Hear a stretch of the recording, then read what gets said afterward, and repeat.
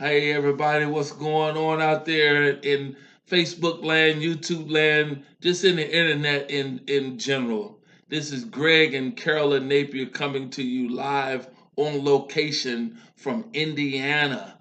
And I know you're saying, well, what are you guys doing in Indiana? Well, we're in Indiana because this is where our fur baby is located, and he has been here for 6 weeks getting some training. He's being trained as a service dog and personal protection. And his breed is an XL American Bully.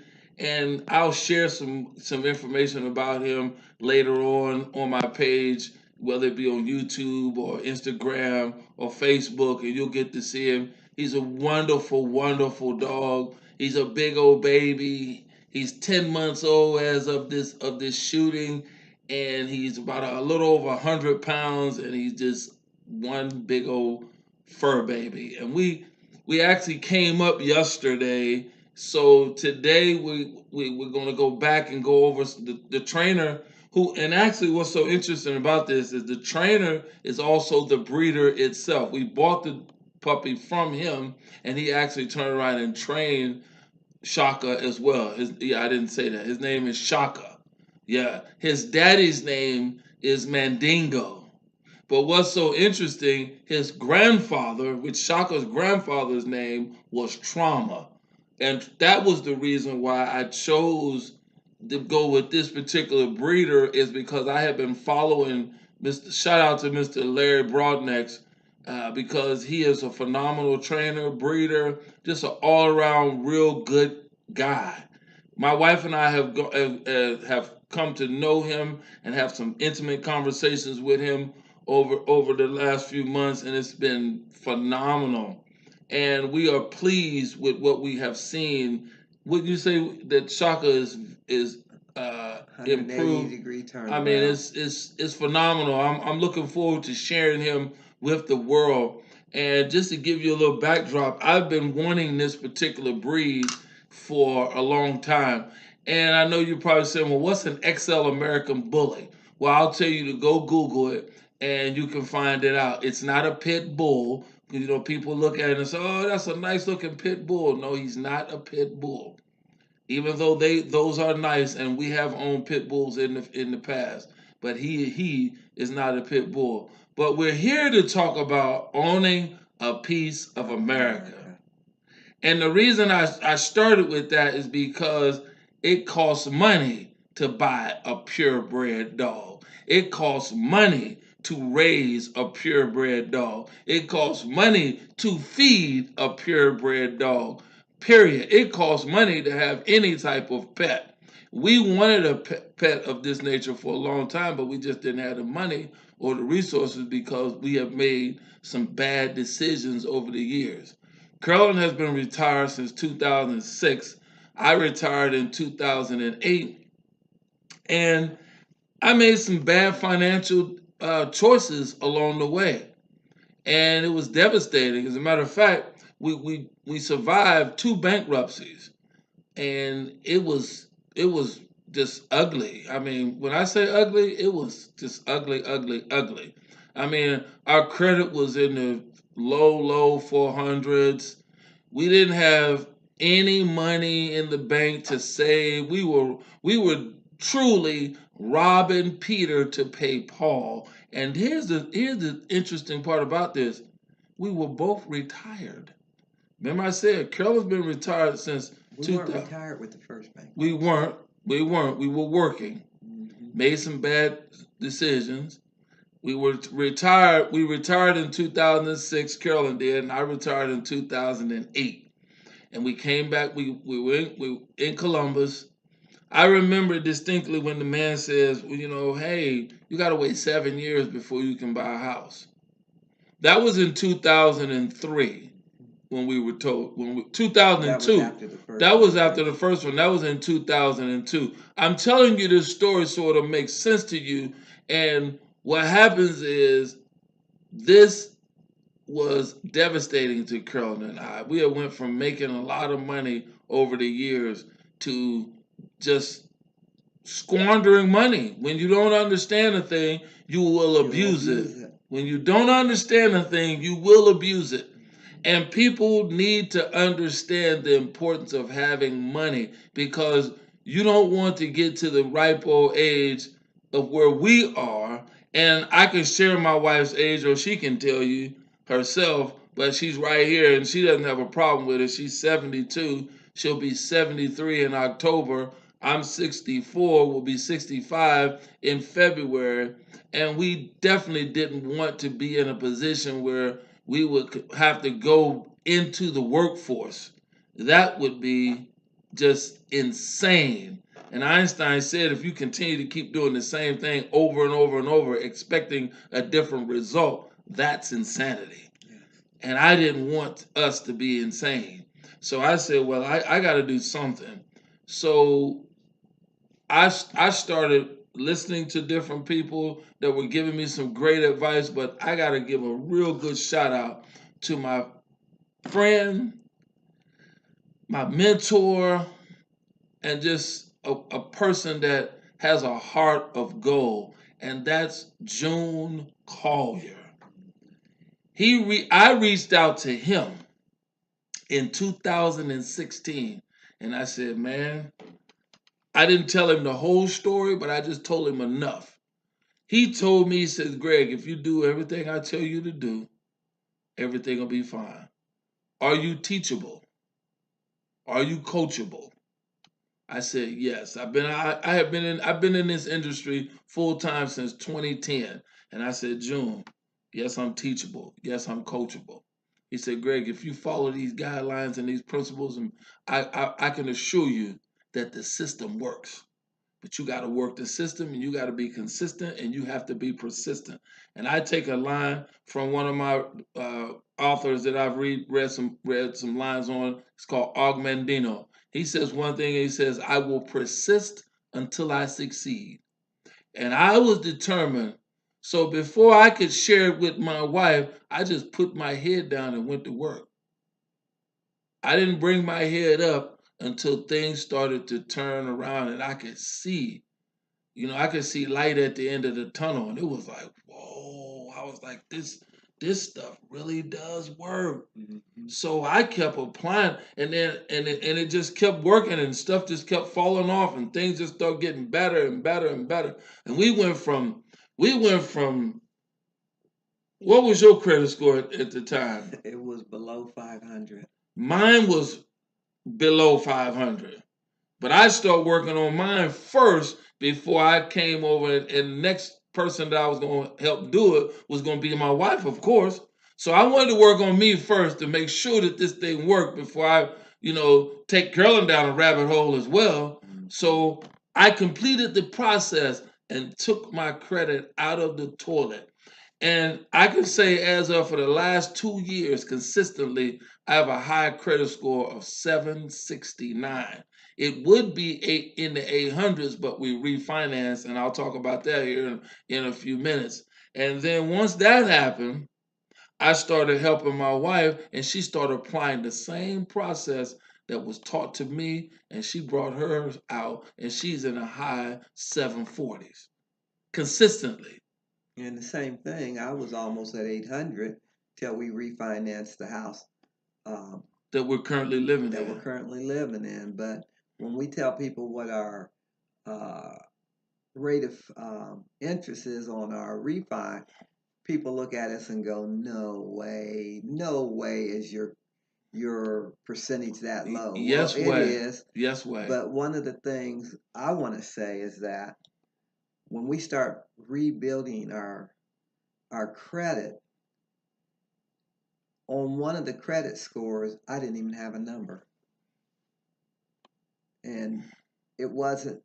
Well, it wasn't important to me because I didn't know how important it was to me. Because remember, you said to me, somebody had told you that a 650 was considered a great credit score. You told me that, but you found that not to be true. Right. As a result of going through the process, saying 650, it is good. It's a good credit score. But 750 is better. So which one would you rather have, good or better? Better. Better.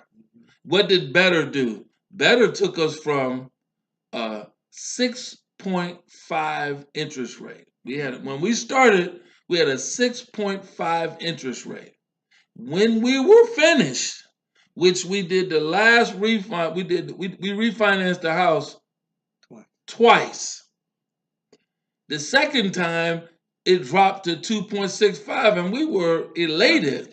We was like 2.65, okay, we under 3% on a 15-year mortgage fixed. I was like, this is great. So one day the VA contacted Carolyn and says, hey, I can help you and your husband, get a lower interest rate than what you are. And we was like, no, that can't be true. Because I thought that what we had was great. And then when the lady says, well, based off of what we're looking at, we're here to help veterans. I'm a veteran. And my wife brought the information to me, and I'm like, okay, well, it's not going to hurt anything to listen and check. So we listened, we checked, and it happened. But let me back up on this. When we refinanced when did we take the money? That was on the second one we took the money and did the driveway, wasn't it?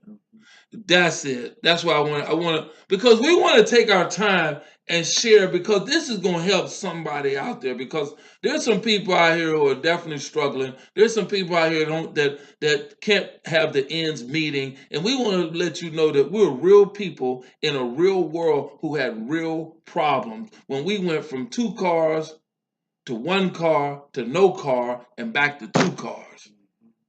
And that's real. So the refinance after the second one, we pulled out close to $10,000, but us being financially educated by listening to our coach and our mentor, we didn't do what we normally do: take the money, go buy a brand new car, go do this, and spend the money. No, what we did was we invested the money back into the property. As a result of investing the money back into the property, it increased the value of our home by almost 30-something%. That's what happened. And when they came out to do, and they didn't know anything about this. They didn't know, the VA didn't know anything about this on the second when they contacted us. But as a result of us doing that, and we put gutters around the house, we painted the house. We put the money back into the house to improve the equity in the house. So what happened was, that's how you become true owners of America and buying back your life. See, you can make a lot of money and that's cool, but when you buy back your life, you have true freedom. Carolyn and I have true freedom. We can go where we want. We can do what we want to do anytime we want. We don't have to ask for permission. None of that. We don't have to sit there like we did before, because I remember those dark days. And those were some dark days when we had to sit there and try to figure out, do we have enough money to do whatever? Something that was simple. Simple stuff. Now, granted, we have been retired since 2006 for her and 2008 for me, and we couldn't rub 2 nickels together. And there's somebody out there that's probably either in the current situation we were in, or they're getting ready to go through it. So when the refinance was about to take place, and we were reading it, and Carolyn kept having me read, because what you don't know is that Carolyn has me proofread the stuff after she's read it. So I went through and I read it line by line, every line.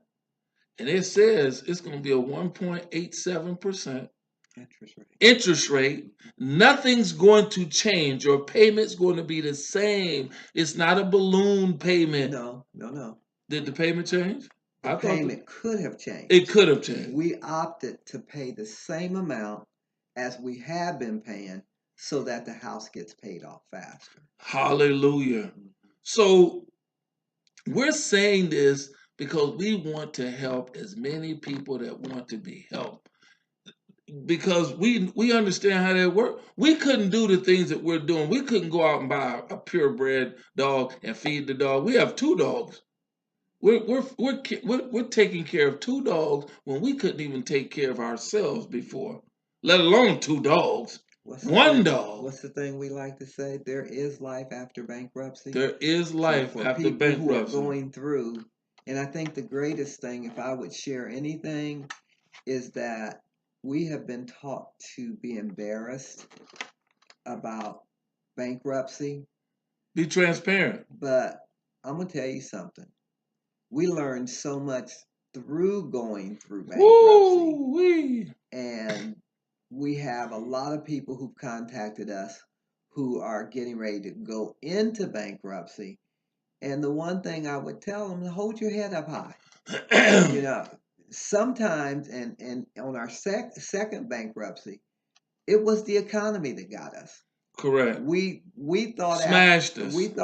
after the first bankruptcy we had an understanding, but here's what we didn't understand: you can't control what you don't know, and nobody expected the market to fall out of the housing And industry, and it did, and we woo-wee. got caught in the second bankruptcy. And I'm just going to speak for me because Greg, being military, has a different outlook. When it happened the second time, for those of you who are going through, I literally thought, I can't do this. I can't. I literally cannot handle this happening to us again. But you know what? We got up, dusted our knees off, and that's when we really got into applying strong financial principles. And that was 5 years. We went through that second one. That was 5 years with one car. Mm-hmm. One car, but Well, we at one didn't. point we didn't have the one Because car. the one car, the engine blew up. The engine blew The out, engine blew up in the one. and my I had to brother let me use his car. And in between doing that, I negotiated a deal with a friend of mine to be able to get her car on payments. Mm-hmm. And we went through that for 5 years, literally. But we didn't complain. We didn't bellyache. We just no one other than maybe close family and friends. Most of them didn't even know. And it was times when it was tough. It was tough, but I kept saying, Carolyn, God gonna get us through this. God gonna get us. All we gotta do is keep our faith, keep our head up. We will get through this. And as a result, we got through. We smiling on the other end. My wife can smile now. She can breathe. Oh my God. We can do things that we never thought we'd be able to do. We took a trip this past summer and put 13 days of her and I in the car going down south, and she didn't have to drive a lick, and we drove our own vehicle. We didn't rent a vehicle. We don't say that it's not bad to rent vehicles, because we rent vehicles, but we wanted to take our own vehicle, and we took 13 days. I wanted to take more, but that's a story for another day. We had a beautiful time. We were able to do what we wanted. We took our time. We saw the site. We spent money. We didn't look at, oh, well, would you think we're going to have enough money to make it? We didn't even pay attention to any of that, because we knew we had did the things that we were supposed to do, and we've been taking care of our finances. And that's all I do every day when I come out, is to encourage people and to inspire people to live your best quality of life. And if you going through something, it's only temporarily if you decide that it's temporary. Ours was 5 years, okay? And I'm going to tell you again, I'm repeating this, it was tough. Whenever you doing something for 5 years, we barely had enough money to make it from month to month for 5 years, and we knew that we were going to be going through this for 5 years, but we didn't know that God was going to send an angel, which was June Collier, and we actually applied the principles. That's why we're sitting here today. Well, one thing I think that should be said though was coming through was an accountability issue. Amen. Because we were given chores or things that we needed to do with regard to building our credit. And then once we accomplished whatever we were told to do, we would report back. That's right. This is what you told us to do. Yes. We did it, and this is the result. And I think he enjoyed watching us go through as much as we did going through. He did. He tells me that all the time. He is just such a humble servant. I can't say enough about him. The dude is just phenomenal. The principles work. But you have to work the principle. We're consistently doing what we were told to do 2 years ago. Mm-hmm. And we will not stop doing that until it's time to go home to glory. But you know, one of the things that we didn't do, and probably a lot of people do not do, we at one point never paid any attention to how much was coming in and how much was going out. Right. And I'm going to tell you, if you don't know how much is coming in and you don't know how much is going out, you are heading to a train wreck. Yep. You are. That's a fact. That's a fact. Now we don't sit there. We don't have to pinch pennies. We understand how that works. We are very, very vigilant about what we do.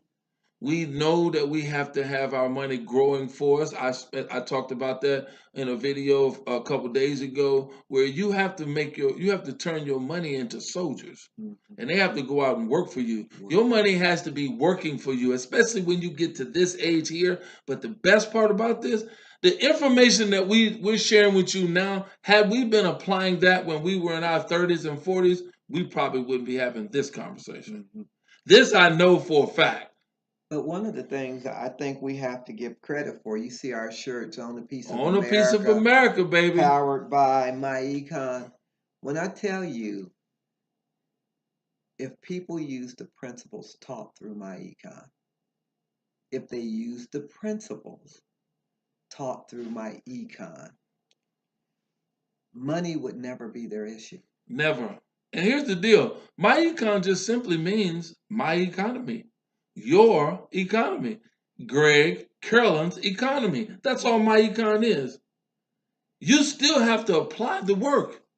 They provide you the information, but you still have to put the work in. But when you put the work in, the results are phenomenal. You can work the strategies.